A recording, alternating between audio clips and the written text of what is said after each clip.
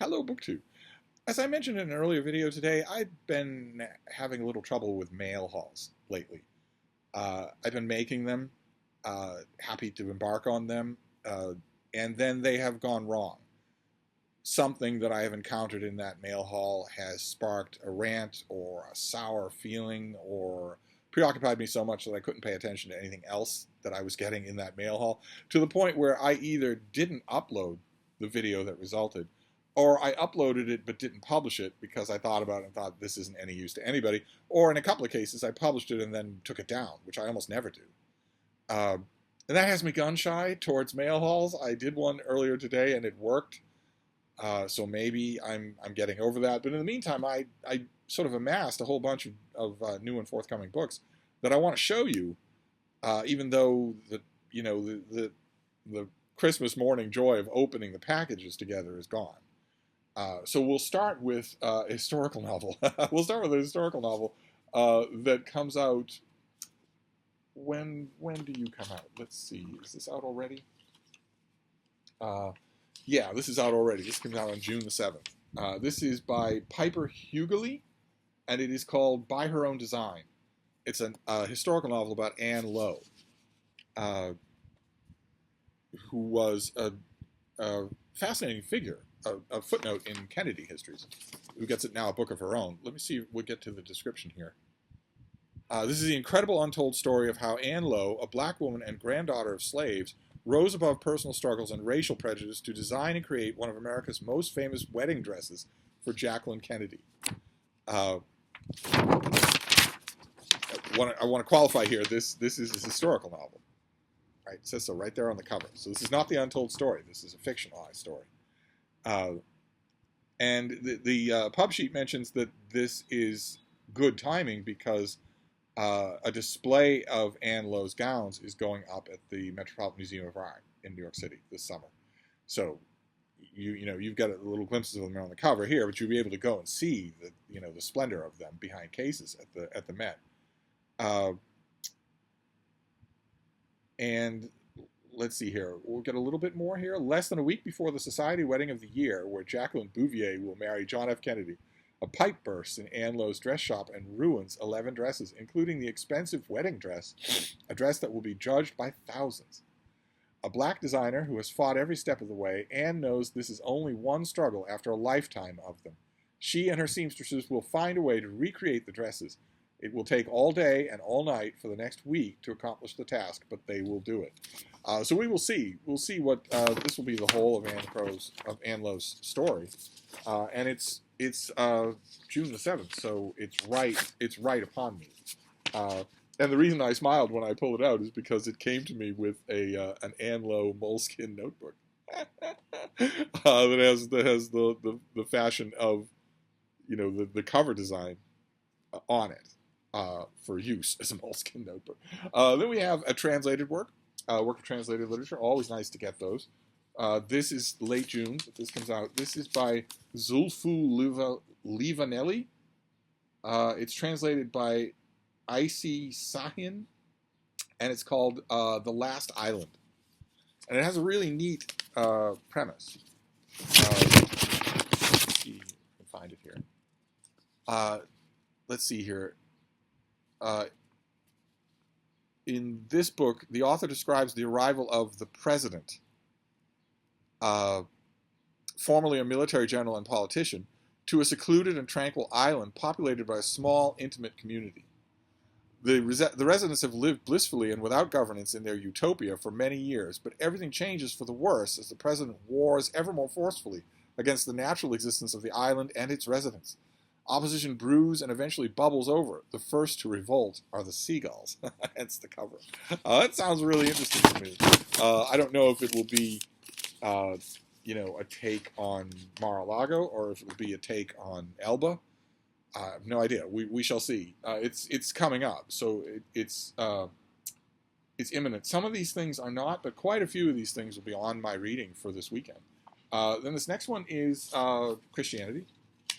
Christian-infused philosophy. I always like to read that if I can. Do I have a date on this? Yeah, this is late September, so I don't have to worry about this for a while. This is by James Smith, and it's called How to Inhabit Time.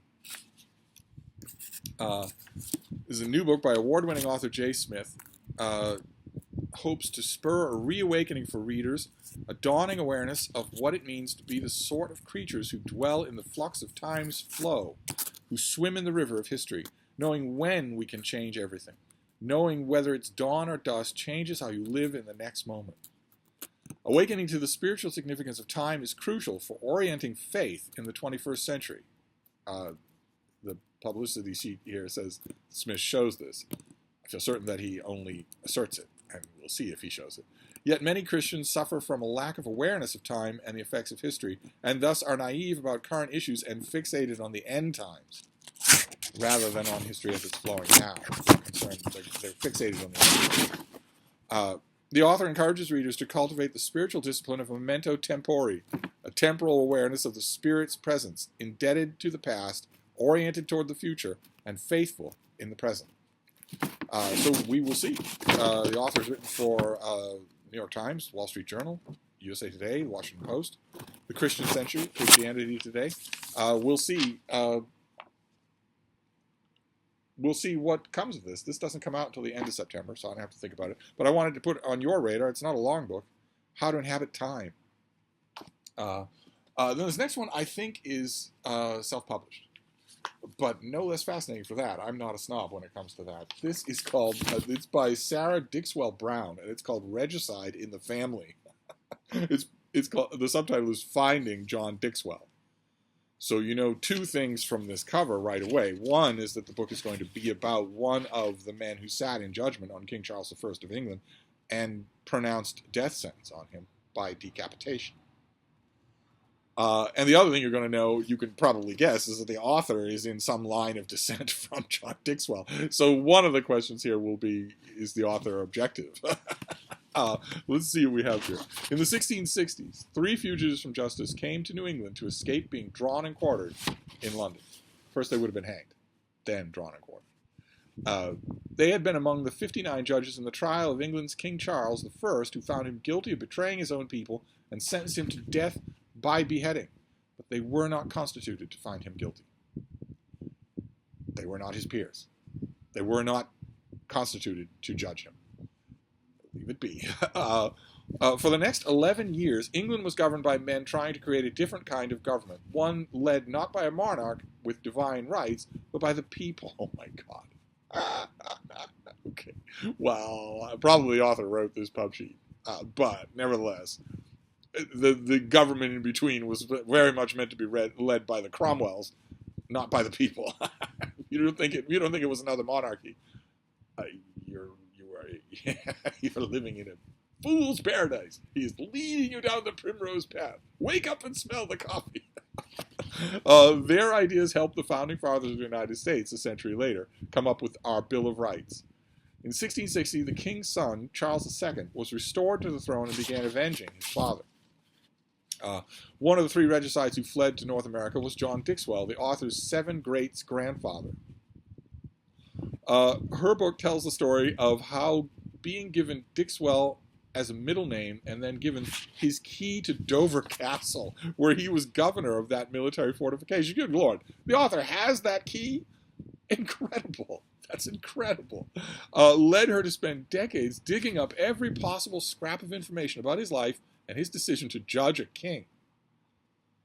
The book detailed the author's discoveries in New England, and the family tree, where she figured out not only who had the key in each of the 8 generations that preceded hers, but also how each keeper likely felt about the man who consigned a king to death. It sounds like a Dan Brown novel. It sounds fantastic. There's a key that has literally been passed through every generation of the family, from John Dixwell all the way to Sarah Dixwell Brown. That's better than fiction. But this isn't fiction, though. This isn't fiction. This is the author actually digging into the history. So the date on this publication was late May. So this is out already. It's looks like self-published or subsidy published. It's a $25 paperback. So this is what you will get. For those of you who are interested in restoration history, my God. Well, those of you who read, for instance, there have been a couple of relatively recent books 10 years ago. on the Killers of the King, the Regicide Brief, that sort of thing. If you're interested in that subject, Charles II, when he was in exile, when he finally entered into negotiations with people in England to come back to power, he explicitly said over and over and over again, he was held to explicitly say it over and over again, that he would not seek vengeance on his father's murderers. And it's one of the first things he set about doing, because he was not a man of his word. But if you're interested in this time period, though, how are you supposed to let this go, self-published or not? So, I mean, this is out already. Oh, it's got illustrations as well. There's the key. It's just too good. I love my job. This is just too good. So this is out already. This goes, of course, on the reading pile for tonight. But I wanted you to know that it's out there, especially since these things that aren't done by mainstream publishers are often so good, and you don't hear anything about them, right? We very seldom do. It's the one thing that you don't get if you go this route, if you self-publish. This is called Levelers Press. I'm assuming that's the author. The one thing that you don't get is the PR mechanisms of the big publisher. You don't get placed in bookstores, that sort of thing. So the more you know about it, the better. So now you do. and I often wonder, I've got thousands of you who watch these videos, thousands of you who email me about them. We give every book a fair shake as far as we can. I might slip in a snide comment here and there, but nevertheless, you're seeing it. And you all know that I'm not judging the book until I read it. I'm just having a little fun. Oftentimes, that raises lots of interest in a lot of you. So I honestly don't understand why more indie publishers don't send me books. They might not get a review, but they'll certainly get that, and that's gold. But anyway, let's move on. This next one is coming out in August. And it's a biography. Let's see what we have here. It's by Matthias Lehmann, and it's called The Baron. Maurice de Hirsch, and the Jewish 19th century. So what do we got here? A sweeping biography that opens a window into the Gilded Age of Jewish philanthropy. Baron Maurice de Hirsch's vast fortune derived from his role in creating the first rail in linking Western Europe with the Ottoman Empire, what later became known as the Orient Express. Making him one of the emblematic figures of the 19th century. Above all, he was the most influential Jewish philanthropist of his time. Today, Hirsch is less well known than the Rothschilds or their Gentile counterpart, Andrew Carnegie, yet he was, to his contemporaries, the very embodiment of the Gilded Age of Jewish philanthropy. This biography provides a singular entry point for understanding Jewish philanthropy and politics in the late 19th century, a period when, as now, private benefactors played an outsized role in shaping the collective fate of Jewish communities. Socializing with the likes of the Austrian Crown Prince Rudolf and Bertie, the Prince of Wales, Hirsch rose to the pinnacle of European aristocratic society, but also found himself the frequent target of vicious anti-Semitism. This was an era when what it meant to be Jewish and what it meant to be European were undergoing dramatic changes, and Baron Hirsch was at the center of these historic shifts. So there you go. That is fascinating. Of course, I'm automatically thinking of Michel Melmoth, right? And the Trans-South American Railway that was a boondoggle in the way we live now. This was the real thing. So we will see. I know nothing about Baron Hirsch at all. So come September or August, it will be a learning experience. This next one is a finished copy. I've already read this. I loved it. I cannot recommend it strongly enough. It is really, really, really good. We saw it already on this channel. It's by Willem Livesey and Darren Worcester, and it's called Let's Go for a Ride. Great cover there. This is the wildlife of Maine's longest tenured undercover game warden, and the title is an idiom. Let's Go for a Ride is the universal bad guy code for breaking the law. Among Maine's most sinister wildlife offenders, its utterance is prone to incite alcohol-fueled night hunting, high-speed car chases on winding country roads, drug dealing, arson, and attempted murder. The worst of the worst were Bill Livesey's bread and butter, and this reads that way. I mean, it very much reads as his, as a cop's reminiscences, but these are great stories. There's lots and lots of great stuff in here. I actually think I know this is way, way beyond the remit of Down East books or this author. But when I finish this, the first, I'll gladly read it again. Did I tell you the date on it? I have a sheet on it, so we probably have a date. June. Yeah, it just says June. I read this and really enjoyed it. I'll gladly reread it. But oddly enough, one of the first things that crossed my mind, one of the first things on my mind when I finished reading it, is what a great movie it would make, or even a miniseries, a TV series. What a great series it would make. Of just a weirdness that goes on in the main force. Anyway, again, a strong recommend. Then we'll move to October. This is a forthcoming book that I have not read. I know the author's work and love it. This is Wild New World, the epic story of animals and people in America, by Dan Flores, who a lot of you will know because he wrote Coyote America, which is a terrific book. We've seen it on this channel. I strongly recommend it. This is a bigger picture thing. I don't know if I have a sheet for it. I don't know. It doesn't look like I do. Okay. All right. Well, that's all right. In 1908, a cowboy discovered bones from an extinct giant bison near Folsom, New Mexico. When archaeologists found handmade weapons embedded in the fossils, the discovery vastly expanded our continent's known human history, but also revealed the long-standing danger Homo sapiens have presented to their fellow animals. Dan Flores' ambitious new history tells the epic story of animals and humans in the, quote, wild new world, from the grand forces that shaped North America's biology to Pleistocene mass extinctions, clashes between Euro-American belief systems and animals' learned behaviors, and the precipitous decline and miraculous rescue of species in recent centuries. In thrilling narrative style, informed by native religions, cutting-edge science, and environmental history, the author celebrates the astonishing bestiary that arose on our continent and introduces the complex human characters who studied America's animals, hastened their eradication, and are working to recover them. Eons in scope and continental in scale, Wild New World is an intimate yet sweeping re-examination of human-animal relations. And there's only so much you can do with that, because every animal that Dan Flores talks about in this book was exterminated by humans. In a geological instant, the minute that Homo sapiens showed up on this continent, the massive charismatic megafauna started to die in massive numbers. Killed in massive numbers. We have death pits. Killed, in other words, far, far in excess of any possibility that the humans involved could use the dead bodies. Killed simply for the genetically defective sport of killing, for the genetically defective love of genocide. So what the archaeological record, the historical record of this country, of this continent shows, is what happens when an entire biome with vast, staggering diversity of animals is suddenly encountered by a species that is genetically defective. A killer species, a genocidal species, a species that will not be content with killing one woolly mammoth and living off its hide, its ivory, its bones, its fat, its meat for an entire winter, but rather, if we can figure out a way, let's kill 100 of them. The meat will just rot. Everything will just rot. There aren't enough of us to use what we kill, but we like killing. Just in and of itself. Not the most savage animal anywhere on this cover was built that way.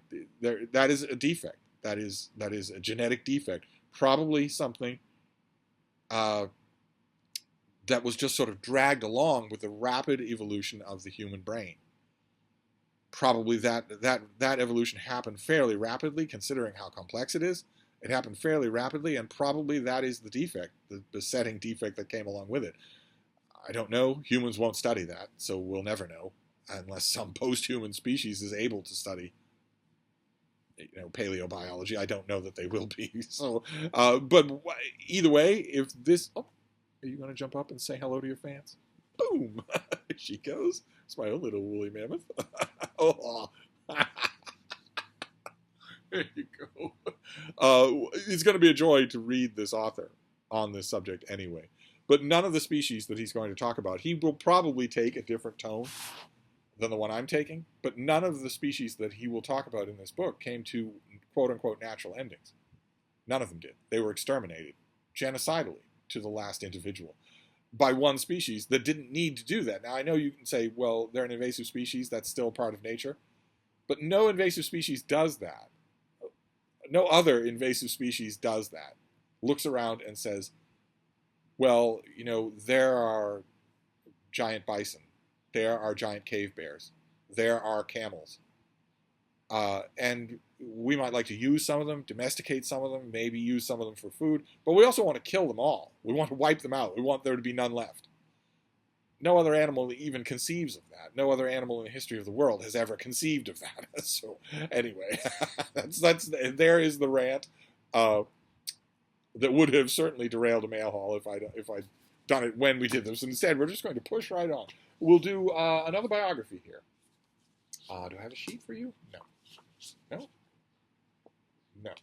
Okay, I don't have a sheet for this one, so I don't know when this book comes out. This is by Gregory Nobles, who is a professor emeritus of history at Georgia Institute of Technology and historian who has written extensively on the era from the American Revolution to the Civil War. And this is his new book, which is a biography of Betsy Stockton, the Hawaiian missionary. Some of you, if you live in Hawaii, might know her name. But I don't know that she's ever had, a modern biography. I don't think she's had a biography in the 21st century. So this is great. It's welcome to see. I don't want to block the bean's sleeping nose. When Betsy Stockton was a child, she was given as a slave to the household of Reverend Ashbel Green, a prominent pastor and later president of what is now Princeton University, New Jersey, College of New Jersey, or something like that. And she was born a slave and was given as a present to a household. It was a very expensive present to give a slave. And she encountered her new owner's library. The home library was just crammed with books. And thankfully, unlike so many instances, I mean, imagine, in a plantation in South Carolina, a young girl is given as a slave to a new family. Let's say she's wandering around the household or peeks into the master's library and sees an equal-sized library of the classics and great rare editions and collections of sermons and whatnot, and has the same kind of intellectual hunger that this young woman did, and is forbidden to ever set foot in the library again. She glimpses it, and that's all. And dies of labor or pregnancy complications at age 20 in the field, under the sun. But it didn't happen in this case. Anyway, although she never attended school, she devoured the books in Green's library. Yes, she was the ultimate autodidact. And after being emancipated, she used her self-driven education to benefit other people of color, first in Hawaii as a missionary, then Philadelphia, and for the last 3 decades of her life, Princeton, a college town with a genteel veneer that never fully hid its racial hostility. In Princeton, Betsy Stockton was a revered figure among the town's black population. A founder of religious and educational institutions, she was a brave and committed leader engaged in the day-to-day struggle to build and maintain strong communities. This book is a remarkable story of a black woman's journey from slavery to emancipation and from self-education to a lifetime of teaching others. Fantastic. So I don't have a date on this thing, but this is a finished copy, so probably this is a June release. A great example of the thing that I often rail against on this channel, which is that we get 20 books on Abraham Lincoln in every season, and we don't need them. We simply don't need them. Now, one of those out of those 20 might be genuinely really interesting, really good, but I'd much rather see biographies of figures that don't get them quite so much. Like, for instance, this summer, there's a new book coming out. I forget who's bringing it out. Potomac Books, maybe? It's bringing out a new book on Abraham Lincoln, the science fan. That's maybe 10 mentions in 10 letters here and there, scattered all throughout. Somebody pumped a whole book of gas into that subject. When who knows how many subjects. Well, anyway, very glad to see this. So, check to see when it's coming out. Then this next one has a little landslide here. We're almost done. I'm not going to go on forever. This will be a 30-minute video. This next one has a kind of fun title. This is by Steve Adleman, and it is called Nocturnal Admissions. And it is the story of infamous nightclubs. The behind-the-scenes story of infamous nightclubs. This comes out, it's out already, or 7th of June, comes out right away. It'll be in your bookstores, but the next time you get to the bookstore, it will be there. This is the author's humorous and engaging memoir that reflects on his years as the director of some of the world's most popular nightclubs, including the Roxy, Limelight, Tunnel, and the Palladium in the heyday of clubs in New York City during the 1980s and 90s. Followed by Avalon, which is in Boston, Hollywood, and Singapore locations, and the New Daisy Theater in Memphis in the 2000s. This book is a timely, unconventional look at one of pop culture's most outwardly glamorous, yet misunderstood industries, bringing the reader backstage into the world of nightlife at its highest. And I would say outwardly glamorous, yes, indeed, but all the love in the world to the author, but no one misunderstands the world of nightclubs, unfortunately. Or maybe fortunately, no one misunderstands. You're not talking about a misunderstood world. Everyone knows quite well the story you are about to tell. Wearing multiple hats as ringmaster, entrepreneur, guidance counselor, multi-million-dollar deal maker, and music soothsayer, the author chronicles an improbable journey from small town to big city, filled with a cast of characters he could never have imagined. People named Head of Lettuce, Genitalia, Maxie Min, Jiggy, who collide with and around the likes of Jack Nicholson, Bruce Willis, Sir Richard Branson, Leonardo DiCaprio, RuPaul, Rudy Giuliani, and Snoop Dogg, among many others. Navigating city crackdowns, crazed partners, and cultural differences, the author relates how he watched his Nana outdance an ex-NFL lineman, was chastised by Bob Dylan, launched the EDM musical movement, helped create the mashup with Perry Farrell, butted heads with Jerry Falwell, rang in the new year with Matt Damon's mother, leveraged porn star Jenna Jameson. What kind of leverage equipment was required there? Relied on advice from felons, almost pancaked Prince, and built the world's most lavish nightclub. So if you are this book's target audience, first of all, go to confession, and second, you now know that this is out. It sounds like it will not have a boring page anywhere in it, but it's a an immediate release, so I will get to it. I will get to it right away. Then this next one I think is also a June release. All of these we're going to wind up with a bunch of June releases here. Let's see. Am I right about that? Are you going to tell me? Yeah, June 28th. It comes out at the end of June. This is by Lydia Yakunovich, and it is Thrust. For once, at least an interesting American cover. For once. Let's see here. What have we got?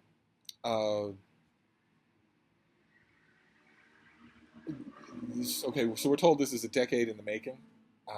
Don't ever believe that, but nevertheless, a decade in the making in a pub sheet usually means that the author realized she was out of money and wrote it in a week. Maybe this is an exception to that rule, but maybe not. This is set in the not-so-distant future after a natural disaster has caused oceans to rise and cities to fall. We meet a young girl who has the power to go back and forth in time using any object she picks up. She uses this power to try to manage some big changes, begging the question, what would we change about our stories and the stories of those around us if we had the chance? Yeah, that's fantastic, although it falls prey to the 21st century's completely ubiquitous misusing of begging the question. What the writer of this pub sheet means is that it raises the question. Raising the question is not the same thing as begging the question. Okay? All right, there's no use in saying that because it is universally misused. Universally misused. What would be an example of begging the question? A beloved president or a movie star is in a room with two men, both of whom are accused of slitting the person's throat and ending a beloved career, causing national mourning. And they're accusing each other.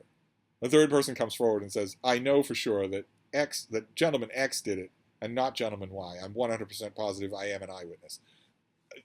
No matter what that testimony does to the trial of gentleman X or gentleman Y, it begs the question of what the speaker was doing in the room. Anyway, never mind. Okay, Kirkus Reviews liked the book. They didn't give it a star review, or I think we'd be told that. And the author is going on tour at Powell's, Elliott Bay, Green Apple Books, Skylight Books in Los Angeles. Books Are Magic in Brooklyn, and those aren't listed as virtual events. So maybe they're not. Maybe they're not virtual events. Okay, so maybe the era of in-person author events is back. I think that would be true, but this comes out in late June, and I haven't got to it yet, and I intend to. So now you know that it's coming out, and we have one more for this long mail haul. It's kind of a mail haul. You're not getting the opening of the packages, but the next one is slightly oversized. It is an art book, and it's an artist that I think a lot of you will like a lot more than I do. So I want you to know that it's coming out. It comes out in September, and it's $40, so you have time to save your doubloons for September. This is by T.J. Clark, who's really good, and it is If These Apples Should Fall, Cezanne and the Present. And it's all about what we make of Cezanne. He had a gigantic career, and the author the stalking horse that the author is using to narrate the book is that career needs justifying in the 21st century. I would not have thought that if the author had not brought it up. For more than a century, the art of Paul Cézanne was deemed to hold the key to modernity. His painting was a touchstone for Samuel Beckett as much as for Matisse, Rilke, Picasso. Losing touch with Cézanne's sense of life, these people thought, would be losing an essential element in our self-understanding. In this book, the author looks back on Cézanne from a moment, our own, when such judgments may seem to need justifying. I do not understand that. Why do they need justifying? And why now? What was it, he asked, that held Cézanne's viewers spellbound? Of course, when I hear Cézanne, I think of 6 Degrees of Separation. Not so much. I mean, a little bit of Cézanne, a lot more of there's Cézanne comes up in the play 6 Degrees of Separation and in the great movie adaptation. Anyway, at the heart of Cézanne, Clark argues, lies a sense of disquiet, a rootlessness haunting the vividness, and anxiety underlying the appeal of color. Clark addresses this strangeness head-on and examines the art of Pissarro, Matisse, and others in relation to Cézanne's. Above all, Clark speaks to the uncanniness and beauty of the artist's achievement. So it doesn't sound like he very fundamentally questions whether or not we revere Cézanne. But the thing about this, the thing that, apart from whether or not you're really interested in the artist, will be that this is the full work. The reason why this is slightly oversized is because you're getting a huge amount of full-color reproduction artwork. That's why this is $40. And that's why you've got slightly heavier paper stock, because you've got a ton of artwork all throughout here. Instead of the usual inset of color pages in the middle, it's all throughout the book. So it's beautifully designed. And that comes out in late September. Do we dare to do a Steve pile? We have a book on Cézanne. We have a novel in which a young woman can predict the future with touch psychometry.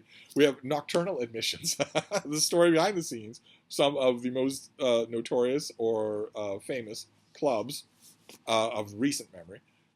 We have The Education of Betsy Stockton. I don't know enough to know where this stands, how many biographies there have been of this person, but she's well worth making acquaintance. We have Wild New World by Dan Flores, the author of Coyote America. We have Let's Go for a Ride, about a Maine game warden's adventures behind the scenes. We have The Baron, Maurice de Hirsch, in the age of Jewish philanthropy. We have a Regicide in the Family, Finding John Dixwell, by his 7 generations granddaughter. We have How to Inhabit Time, a meditation on what time should mean for Christians. We have The Last Island, by an author whose name I probably massacred, and I probably massacred the translator's name as well.